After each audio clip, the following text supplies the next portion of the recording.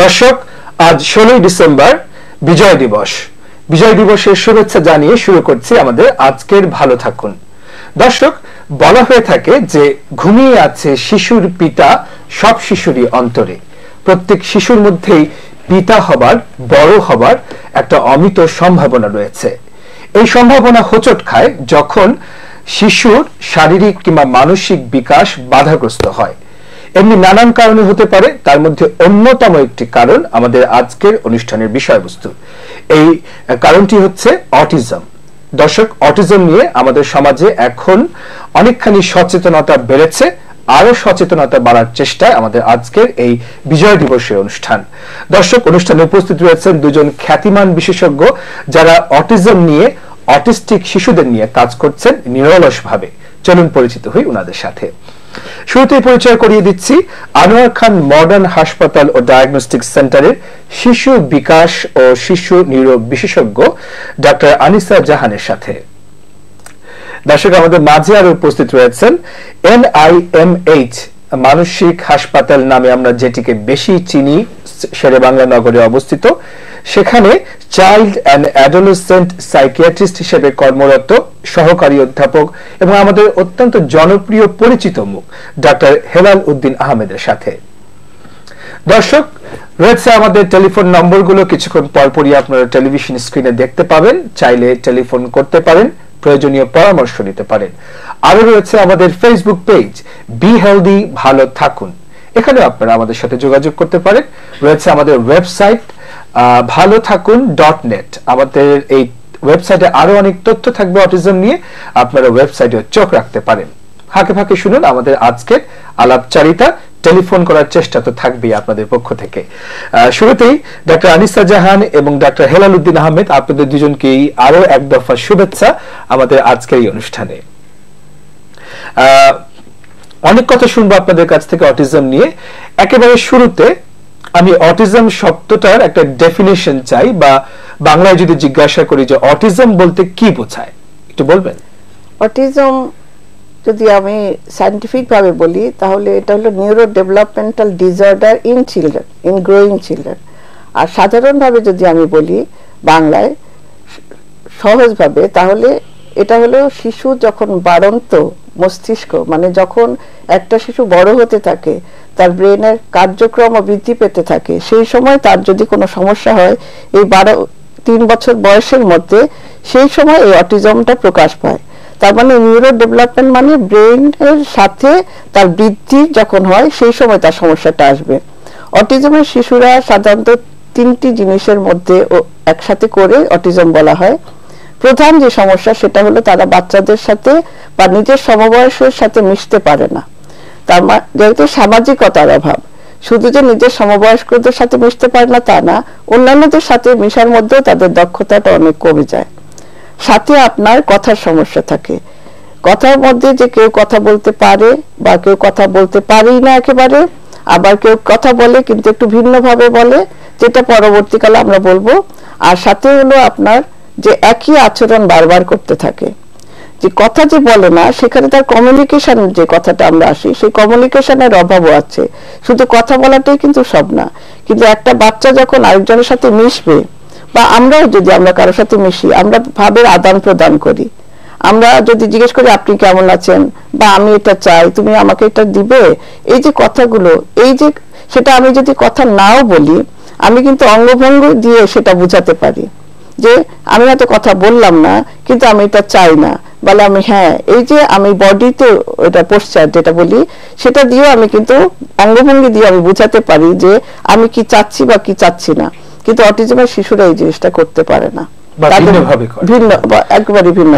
আমরা আরো শুনবো সম্পর্কে বিস্তারিত। দর্শক, আমরা এইটুকুন বুঝলাম যে অটিজম মানে হচ্ছে শিশুর মানসিক বিকাশের একটি সমস্যা, যেটি 3 বছর আগেই হয়তো বা প্রকাশ পায়। কেউ বোঝেন, কেউ বোঝেন না। দর্শক, আমরা এর আগে যেসব কথা শুনতাম বা এখনো শুনি যে মানসিক প্রতিবন্ধী, বুদ্ধি প্রতিবন্ধী, এই মানসিক প্রতিবন্ধী এবং অটিজম কি একই জিনিস নাকি এর মধ্যে কোনো পার্থক্য আছে? আমরা যদি একটা উত্তর দিই তাহলে আমরা প্রথমে বলবো যে মানসিক প্রতিবন্ধী, বুদ্ধি প্রতিবন্ধী এবং অটিজম এক নয়, দুটো সম্পূর্ণ আলাদা বিষয়।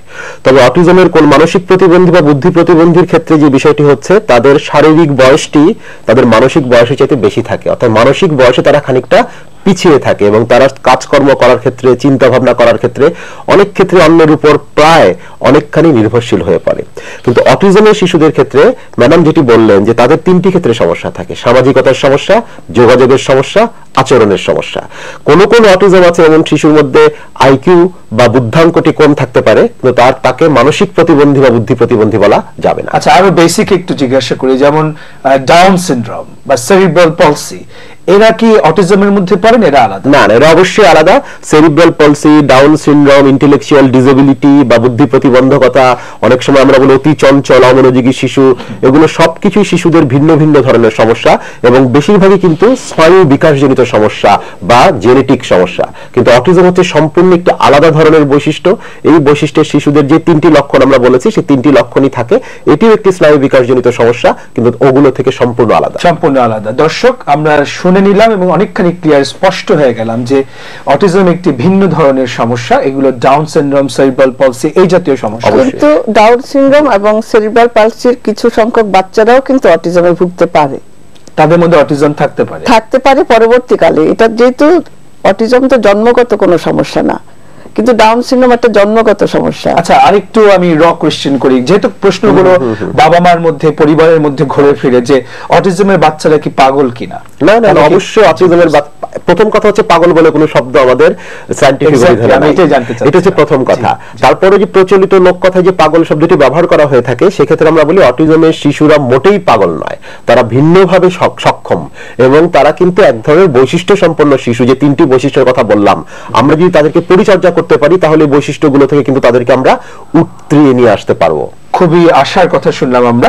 আচ্ছা, আপনি বলছিলেন যে এটি একটি মানসিক বিকাশের সমস্যা, এটি কি জন্মগত কোনো প্রবলেম? আমরা শুনবো আপনার কাছ থেকে। আপনি না বলেছেন, এটুকুনি আমরা থাকলাম। দর্শক, অটিজম কি কোনো জন্মগত সমস্যা কিনা, আরো অনেক কোয়েশ্চেন রয়েছে আমাদের বিশেষজ্ঞদের কাছে। তার আগে আপনাদের দিন, আপনাদের একটা প্রশ্ন নিচ্ছি। হ্যালো। হ্যালো। জি, আসসালামু আলাইকুম। হ্যালো, আসসালামু আলাইকুম। আসসালামু আলাইকুম। আজকে পৌঁছচ্ছে, আমি রাজবিন্দ চট্টগ্রাম থেকে বলছিলাম। আমি একজন অটিস্টিক বাচ্চার মা এবং অটিজম নিয়ে, অটিস্টিক বাচ্চাদেরকে নিয়েও কাজ করি। আমি যেটা জানতে চাচ্ছি হেলথ স্যারের কাছে, আমার মেয়ে এখন অনেকটুকু ডেভেলপ, যেহেতু জেনারেল লাইনে লেখাপড়া করছেন। যেটা জানতে চাচ্ছি স্যার, ও মাঝে মাঝে ঘুমে খুব ডিস্টার্ব করে, ঘুমাতে চায় না। এখনো পর্যন্ত সারা রাত বলতে গেলে রীতিমতো পুরো রাত জেগে থাকে। সকালে যদি একটু ঘুমায়, দেখা গেল যে হাফ এন আওয়ার ঘুমাচ্ছে, এরপর কিন্তু আর ঘুমাচ্ছে না। এরপর থেকে কিন্তু ওর হাইপারটা বেড়ে যাচ্ছে, মুখে যে গুন গুন শব্দ করে ওরা এক ধরনের এভাবে করে হাতের তালি দেয়, তারপর ধরেন মাথা ঝাঁকা, যে ইয়েগুলো চিন্তাগুলো করে অটিস্টিক বাচ্চারা, এগুলো কিন্তু খুব বেড়ে যায়। এইগুলো কথা। এরপর মনে করেন আমাদের তো সবাইকে একটু মারধর করতে চাই, আমি ওর কিন্তু সাইকোলজিটা বোঝার চেষ্টা করি, কিন্তু ওকে জিজ্ঞাসা করি এবং ও কিন্তু কানে শুনে না, কথা বলতে পারে না, আমাকে সাইন ইউজ করতে হয়। জি বোন, আমরা শুনেছি। জি বোন, আমরা শুনেছি এবং সম্ভবত ডক্টর হেলাল আপনি বুঝতে পেরেছেন যে কি সমস্যা হচ্ছে, কি করণীয় বোন শুনুন। এবং আপনার সাহসিকতা, আপনি যে এগিয়ে এসেছেন এবং আজকাল বাবা মারা যে এক্সপ্রেস করছেন নিজেদেরকে যে তার সন্তান অটিজমে ভুগছেন, এটাও কিন্তু একটা বড় সাহসিকতা, আমাদের বড় অর্জন সমাজে। প্লিজ। জি ধন্যবাদ আপা। যেটি বললেন সেটি হচ্ছে অটিজম রয়েছে এমন শিশুদের মধ্যে কিন্তু তাদের যে মূল তিনটি বৈশিষ্ট্যের বাইরেও আরো কিছু লক্ষণ থাকতে পারে। তার মধ্যে রয়েছে ঘুমের সমস্যা, কারো রয়েছে হজমের সমস্যা, কারো থাকে দাঁতের সমস্যা ইত্যাদি নানা ধরনের সমস্যা তাদের মধ্যে থাকে। এখন ঘুমের সমস্যার কথা তিনি যেটি বললেন সেটির ক্ষেত্রে আমরা বলবো যে ঘুমের সমস্যা হলেই কিন্তু আমরা সচরাচর তাদেরকে ঘুমের ওষুধ দেই না। আমরা প্রথমে তাদেরকে স্লিপ হাইজিন হাইজিন বলে একটি বিষয় রয়েছে, কিভাবে তাদের ঘুমটিকে সাম্য অবস্থায় নিয়ে আসতে হবে, ঘুমের জন্য প্রয়োজনীয় ঘুমের জন্য সুস্থ ঘুমের জন্য কি কি করতে হবে সেটি আমরা বাবা মাদেরকে বুঝিয়ে বলে দিই। অনেক সময় দেখা যায় যে অটিজমের শিশুদেরকে এই স্লিপ হাইজিনটি বুঝতে কিন্তু একটু সময় লাগে বা একটু ধৈর্য ধরতে হয়। তার মধ্যে একটি গুরুত্বপূর্ণ জিনিস হচ্ছে যে দিনের বেলা তাদেরকে আমরা ঘুমাতে দিতে চাই না। তার যদি রাতের ঘুমটি কম হয় তখন আমরা বলবো তাকে প্রথমে তার রাতের ঘুমটি পরে হবে কিনা সেটি আমরা পরে দেখবো, আগে তার দিনের ঘুমটিকে আপনি বন্ধ করুন এবং সেই সময় তাকে ব্যস্ত রাখুন। এবং সেক্ষেত্রে কিছু কিছু যেমন তার রয়েছে খাবার প্যাটার্নটি যদি প্রয়োজনে চেঞ্জ করতে হয়, রাতে ঘুমের আগে সে কতটুকু পানি খাবে সেটি পরিবর্তন করতে হয়, তার ঘুমের জন্য যে পরিবেশ ঘরে থাকে সেটিকে পরিবর্তন করতে হয়। আমরা বলি সেন্সরি ইন্টিগ্রেশন, এই সেন্সরি ইন্টিগ্রেশনের জায়গাটি তার ঠিক মতো হচ্ছে কিনা, স্নায়ুর সংবেদনগুলো সে পাচ্ছে কিনা, যেটি তাকে পরবর্তীতে ঘুম হচ্ছে আমাদের এনার্জি রিস্টোর, ফলে সেটি তার হচ্ছে কিনা সেই জায়গাগুলোকে আমাকে আস্তে আস্তে কাজ করতে হবে। ফলে আমি বলবো ধৈর্য ধরে যদি এই স্লিপ হাইজিনটা তিনি মেনটেন করতে পারেন তাহলে তার সন্তানের ঘুম ইনশাআল্লাহ হবে। আর যদি প্রয়োজন হয় সেক্ষেত্রে ঘুমের ওষুধ দেওয়া যেতে পারে। এবং উনি তো অনেক দূর অ্যাচিভ করেছেন পড়ালেখাতে। আপনাকে আমি যেটা জিজ্ঞাসা করছিলাম যে এটা কি কোনো জন্মগত সমস্যা কিনা, জন্মগত ত্রুটি, জেনেটিক সমস্যা কিনা, বংশগত কোনো সমস্যা কিনা? না না, অটিজম কখনোই জন্মগত কোনো সমস্যা না, কেননা এটা বাড়ন্ত ব্রেন। বাচ্চার জন্মের পরে ব্রেন যখন বাড়তে থাকে, যেমন দেহ আমরা বাড়ি, সেরকম মস্তিষ্ক দিয়ে কিন্তু আমরা চলি সবকিছু, সেই সময় এই সমস্যাটা আসতে পারে। যেমন আমাদের ব্রেন কথা বলে কিভাবে, যে আমি আগে বুঝতে পারি জিনিসটা কি, তারপরে আমার কথাটা আসবে। আমি তাহলে আমি চাইনিজ ভাষায় কথা শিখতে পারি, আমি বাংলা ভাষায় কথা বলতে পারি, আমি ইংলিশে কথা বলতে পারি, কিন্তু তার আগে আমাকে বুঝতে হবে যে এই ভাষাটা, এই জিনিসটা এটা। অটিজমের শিশুদের সমস্যা ওই সময়, যেই সময় ব্রেনের এই কথাগুলার ইয়েগুলো আসবে, সেই সময় তাদের কোনো একটা সমস্যার কারণে তারা এই জিনিসটার মধ্যে আসতে পারে না, তাহলে এটা জন্মগত ত্রুটি না। কিন্তু অনেক সময় দেখা গেছে যে টুইন বাচ্চার ক্ষেত্রে হয়তো এটা আসছে, সেই হিসাবে অনেকে এটা জেনেটিক, যদিও অটিজমের কারণ কিন্তু এখন পর্যন্ত জানা যায়নি, তো অ্যাক্রোনিয়ারে জানা যায়নি, যদিও এর সম্বন্ধে অনেক আপনার ইয়ে হচ্ছে, রিসার্চ হচ্ছে। কিন্তু যদি জেনেটিক হয়ে থাকে কিছুটা, তো সেখানে কিন্তু আপনাকে পরিবেশটা দেখতে হবে, যে আমি যেই পরিবেশে একই রকম ভাবে আরেকটা বাচ্চা তো ইয়ে করব, সেই পরিবেশটার মধ্যে কোনো ত্রুটি আছে কিনা। সেটা আমরা কিন্তু জেনে যে করি সেটা না, আমাদের জানার বাইরেও কোনো কারণে এই জিনিসটা হয়ে যেতে পারে। তো সেই জন্য এটা অবশ্যই জন্মগত। মানে জন্মগত না, এটা কি বংশগত হতে পারে? এটা বংশগত হবে না, কিন্তু ওই যে বললাম যেটা, যে টুইন বাচ্চাদের ক্ষেত্রে সেটাও হয়েছে, কিন্তু তাই বলে তারপরে তার যদি বাচ্চা হয় কখনো তার অটিজম হবে এটা কিন্তু না। আমি জানতে চাচ্ছিলাম যে অনেক বাবা মা ভয় পান যে তার একটা বাচ্চা অটিস্টিক, তিনি আরেকটা বাচ্চা নেবেনই না কোনোভাবে, এ ব্যাপারে আপনারা কিভাবে? এটা আমরা সব সময় বলি যে এই যেহেতু এটা জন্মগত ত্রুটিও না এবং বংশগত কোনো ব্যাপারও না, তিনি নিশ্চিন্ত মনে আরেকটা বাচ্চা নিতে পারেন। আচ্ছা, মায়ের গর্ভে যখন সন্তান থাকে তখন কোনো অসুবিধার কারণে, সমস্যার কারণে, ঔষধের কারণে, পুষ্টির অভাবে বা এনভায়রনমেন্টের কোনো প্রবলেমের জন্য কি পরবর্তীতে বাচ্চা অটিস্টিক হতে পারে?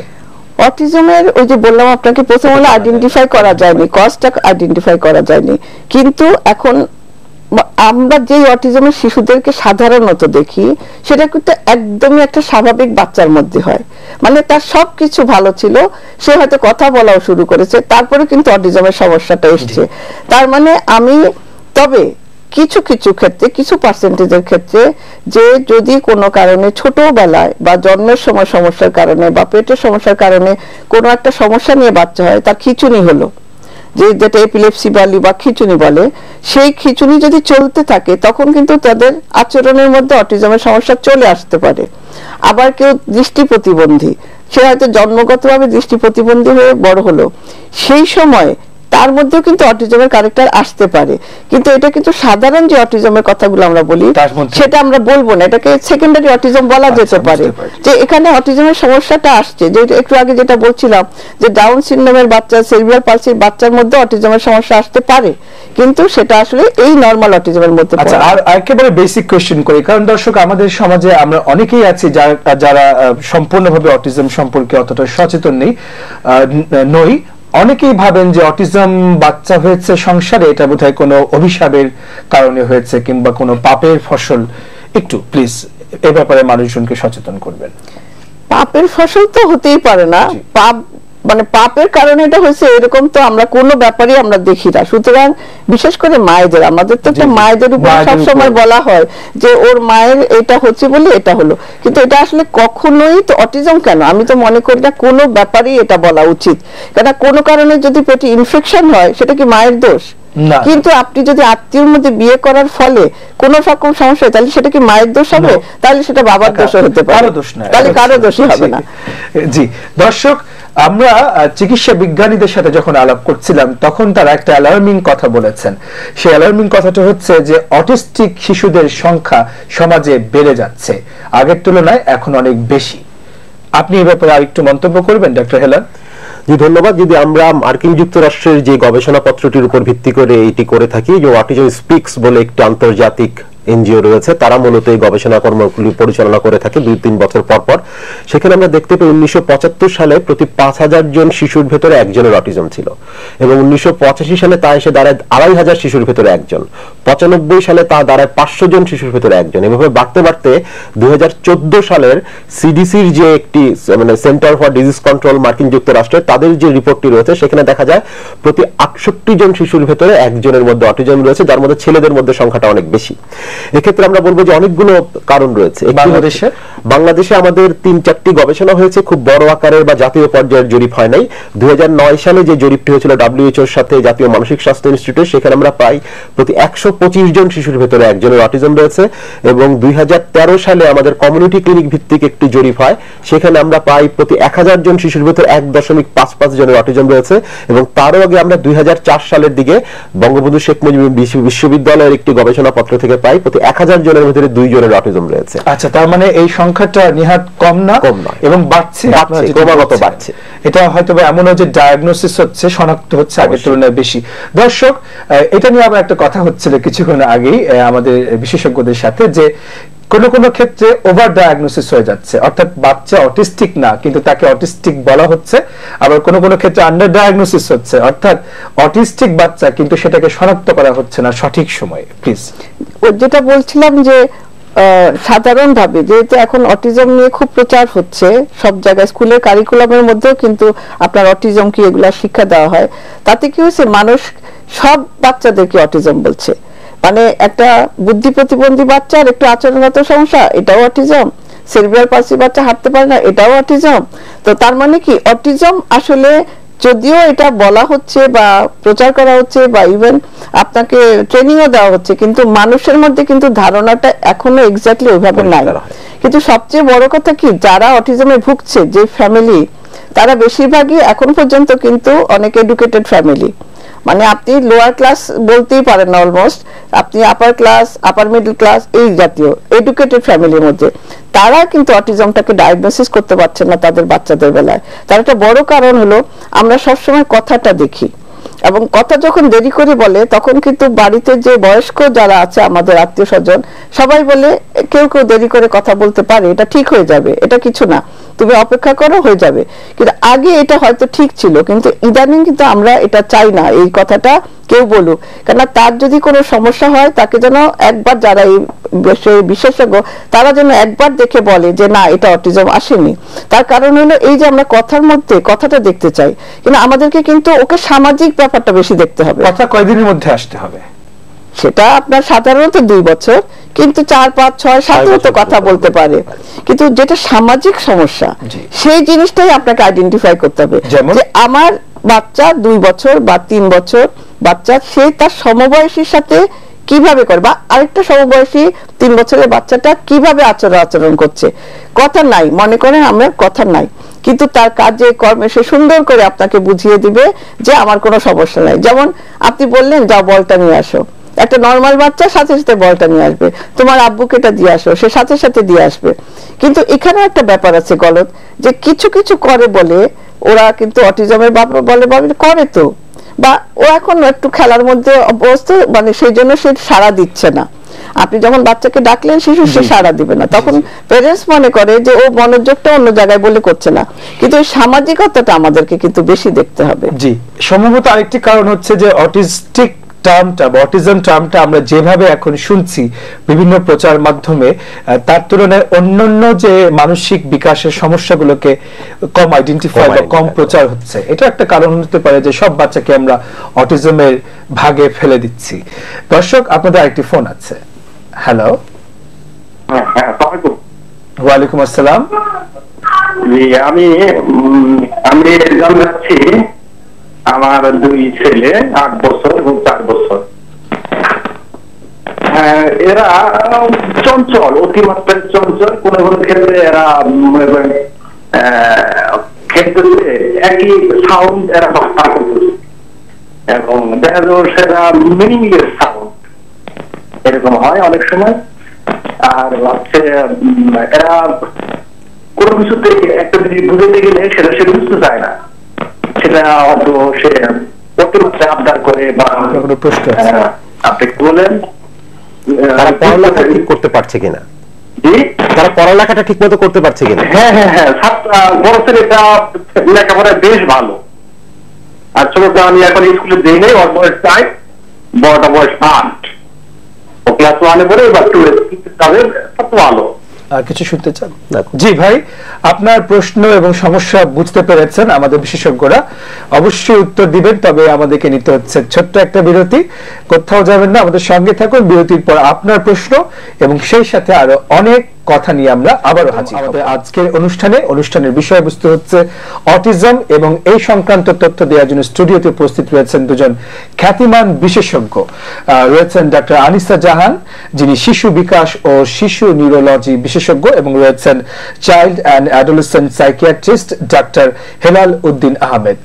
দর্শক, বিরতির ঠিক আগেই একজন ভাই ফোন করেছিলেন, জানতে চেয়েছিলেন তার 2টো শিশু খুবই চঞ্চল, পড়াশোনা ঠিক আছে, তারা কি অটিজমে ভুগছে কিনা বা কি সমস্যা তাদের। না, উনি যে লক্ষণগুলো বললেন সেই লক্ষণগুলোর ভিতরে কিন্তু যোগাযোগের সমস্যা, সামাজিকতার সমস্যা এবং তার আচরণজনিত বড় ধরনের কোনো সমস্যা আমরা পাইনি। আমরা যেটি পেয়েছি সেটি হচ্ছে তার শিশুরা অতি চঞ্চল। এবং আমাদের আরেকটি সমস্যা রয়েছে, যে সমস্যাটিকে আমরা বলে থাকি, আমাদের দিকগুলো যেগুলোর ম্যানেজমেন্ট চিকিৎসা আমরা করে থাকি, সেটি হচ্ছে ADHD আমরা বলি, attention deficit hyper activity disorder বা অতি চঞ্চল অমনোযোগী শিশু। এটি কিন্তু অটিজমের চাইতে আলাদা। কোনো কোনো অটিজম আছে এমন শিশুর মধ্যে এই হাইপার অ্যাক্টিভিটির লক্ষণগুলো থাকতে পারে, কিন্তু এটি আলাদাভাবেও থাকতে পারে। ফলে আমি ওনাকে বলবো যে, এবং ADHD হলে খুব ভয়ের কিছু নাই, এটা অনেক ক্ষেত্রে, বেশিরভাগ ক্ষেত্রে খুব বড় ধরনের চিকিৎসা লাগে না, এবং কোনো কোনো ক্ষেত্রে কিছু আচরণগত থেরাপি বা বিহেভিয়ার থেরাপি দিয়েই কিন্তু সেটাকে কন্ট্রোল করা যায়। ফলে তাকে আমি বলবো তার নিকটস্থ মেডিকেল কলেজ হাসপাতালে অথবা কাছাকাছি কোনো সরকারি হাসপাতালে যদি নিয়ে আসতে পারেন, সেক্ষেত্রে আমরা বলতে পারবো তার সন্তানের মধ্যে ADHD রয়েছে কিনা। আচ্ছা, এবং তার একটা ভালো চিকিৎসা অথবা পরামর্শ তিনি পেতে পারেন। জি, ডক্টর আনিসা জাহান, আপনার কাছে আমরা জানতে চাচ্ছি যে, যদিও আপনি বলেছেন শুরুতে যে কি কি নির্দিষ্ট কোনো কারণ নেই অটিজম হওয়ার পেছনে, তারপরও কোনো কি সম্ভাব্য কারণের কথা আপনি বলতে পারেন বা ঝুঁকির কথা যার কারণে অটিজম হতে পারে? আমি যেটা নিজে বলি, এটা যদিও আমার ব্যক্তিগত কথা, কিন্তু আমরা অনেক সময় দেখেছি যে আমরা যেগুলো দেখি বা শেখা, সেটাই কিন্তু একটা বড় কারণ হয়ে দাঁড়ায়। যেমন আমাদের যেটা সবসময় দেখি অটিজমের শিশুর বেলায়, যখন তারা বাচ্চে, চাইল্ড রিয়ারিং যে প্র্যাকটিসটা বলি, কিভাবে তাদেরকে আমরা বড় করছি, সেখানে আমরা অনেক সময় দেখি যে একটা বাচ্চাকে যখন তার কথা আসবে বা সামাজিকভাবে সে মিশতে শিখবে, সেই সময় তাকে একটানা টেলিভিশনের সামনে বসিয়ে দেওয়া হয়। সে কন্টিনিউয়াস টিভি দেখে অথবা ট্যাব দেখে অথবা মোবাইল দেখে। তাতে কি হয়, সংযোগ, যে একটা টিভি কিন্তু বলে না যে আব্বু আরো চলো আমরা এটা এখন বলবো, এটা আবার খেলা করব।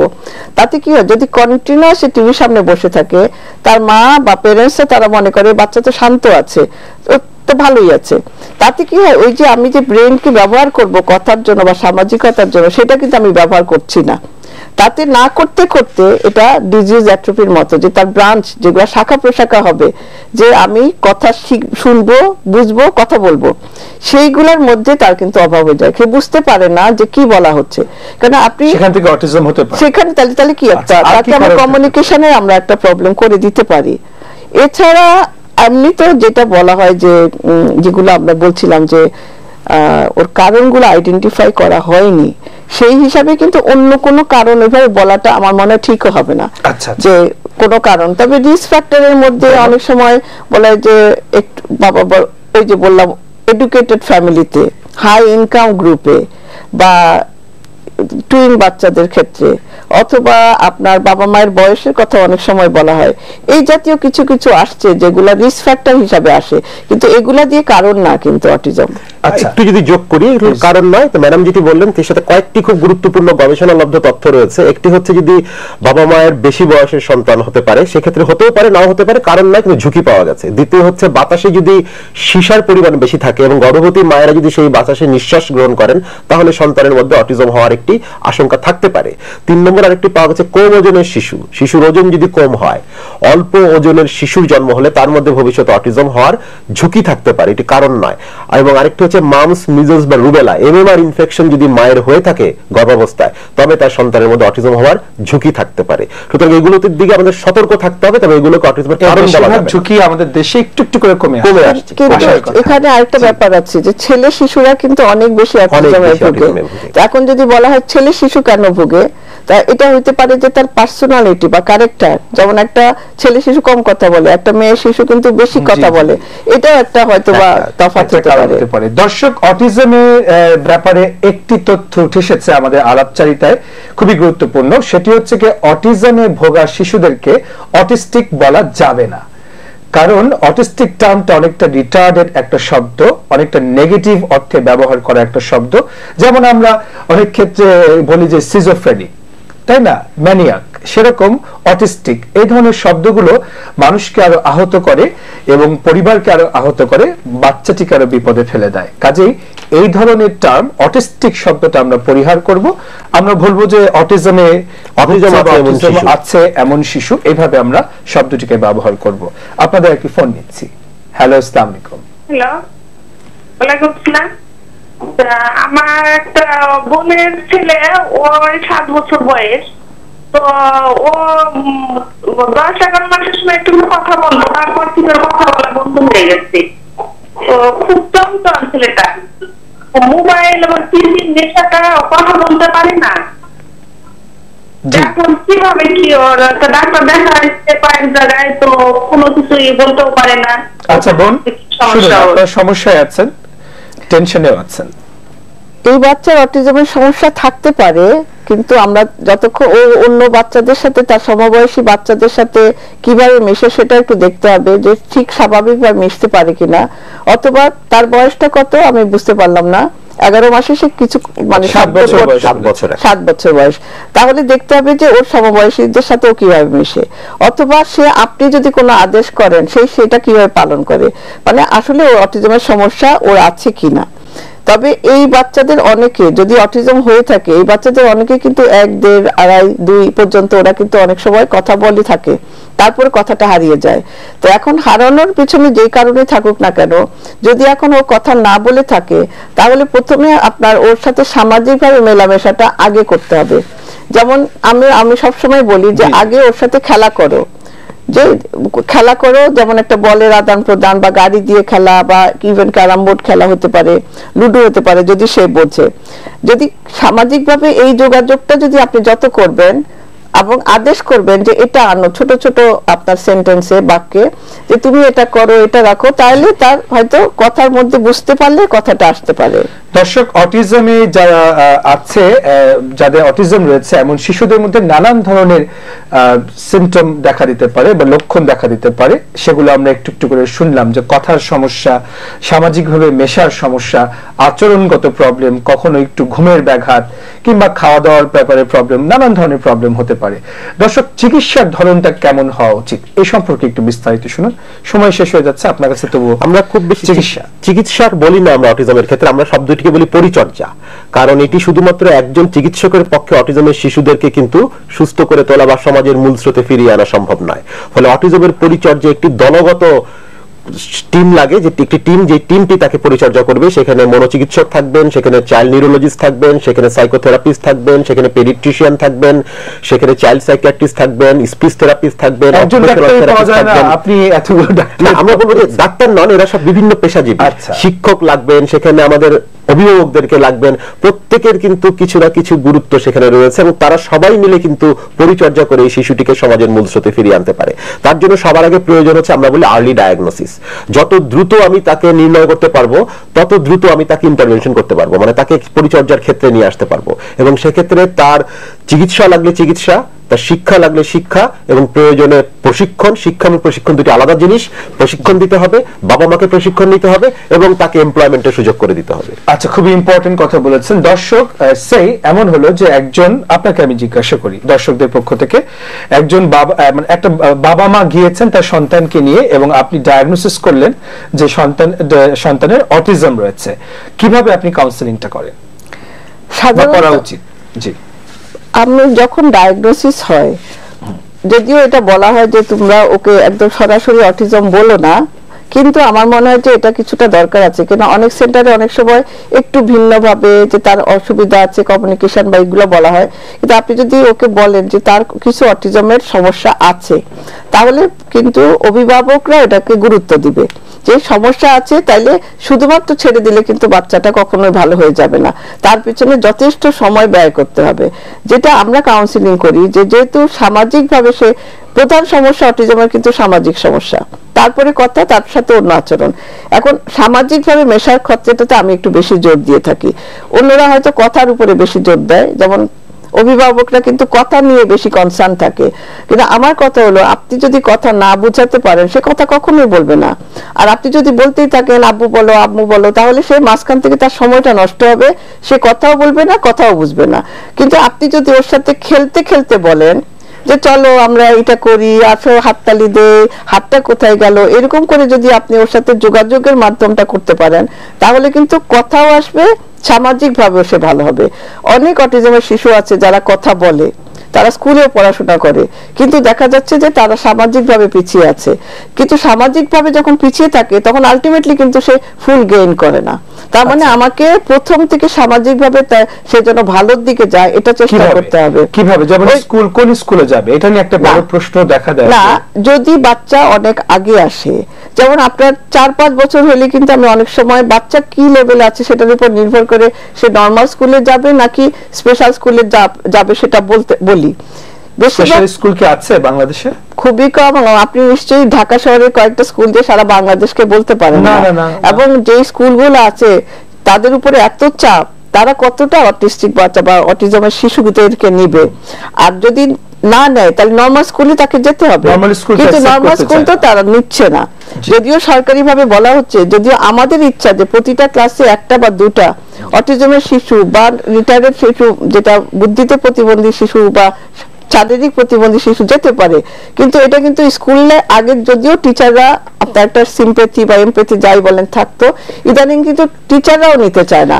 অটিজমের যারা রয়েছে যেসব শিশু, তাদেরকে সামাজিকভাবে যেমন অনুষ্ঠানগুলোতেও নিয়ে যেতে চায় না বাবা মারা, যে গেলে হয়তো বা দেখা যাবে যে একটা প্রবলেম করছে, নানান রকম। এই ব্যাপারে আপনার মন্তব্য? না না, আমি তো এটা একদমই এটার বিরোধী, কারণ আমার নিজের বোনের বাচ্চা অটিজমের শিশু, তাকে আমরা সব জায়গায় নিয়ে যাই, এবং সে কোনো হাইপার অ্যাক্টিভও না, কিন্তু অনেক হাইপার অ্যাক্টিভ যারা চঞ্চল শিশু আছে অটিজমের মধ্যে থাকতে পারে, তারা হয়তো একটু করে, কিন্তু সবাই যদি ওকে আপনি একটু ছাড় দেয় তাহলে কিন্তু সে আবার এত হাইপার অ্যাক্টিভ হয় না, কারণ আপনি প্রতিটা জিনিসের না বলে আমরা অভ্যস্ত করি। সবার মধ্যে গ্রহণযোগ্যতা থাকতে হবে। রাষ্ট্রীয়ভাবে অটিজম নিয়ে, সরকারিভাবে, রাষ্ট্রীয়ভাবে, সামাজিকভাবে অটিজম নিয়ে এখন অনেক কথা উঠেছে, তা আমাদের কি অ্যাচিভমেন্ট রয়েছে আপনি একটু বলবেন?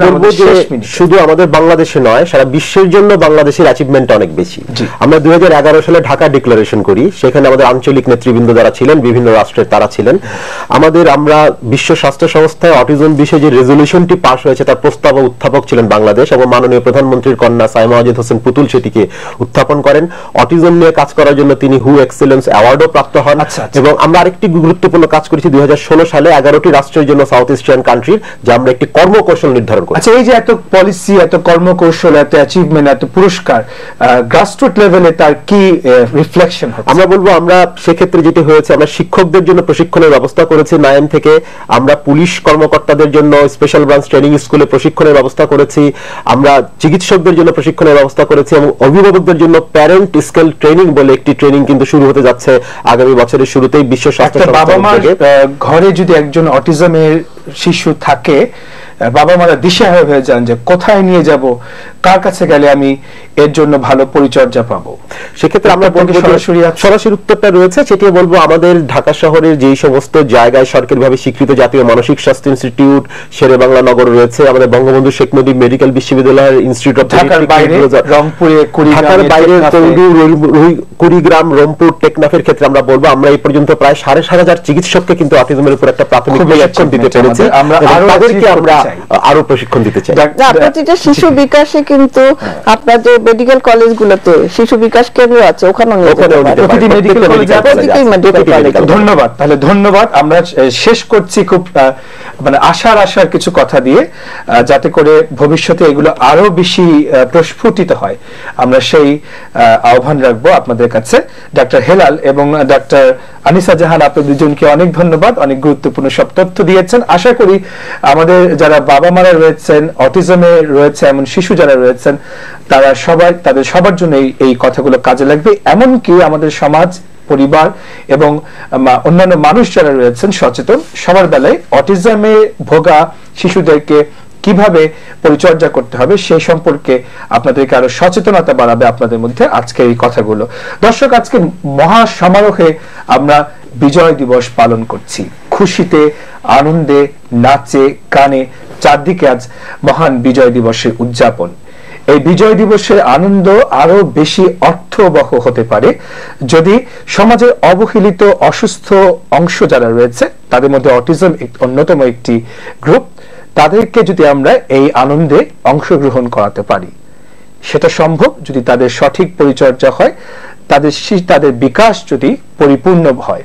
দর্শক, আসুন আমরা সবাই মিলে এরকম একটি স্বাস্থ্য ব্যবস্থা গড়ে তুলি যেখানে অটিজমে ভোগা শিশুরাও সুন্দরভাবে বিকশিত হবে। এই আহ্বান রেখে শেষ করছি আজকের অনুষ্ঠান। সবাইকে ধন্যবাদ।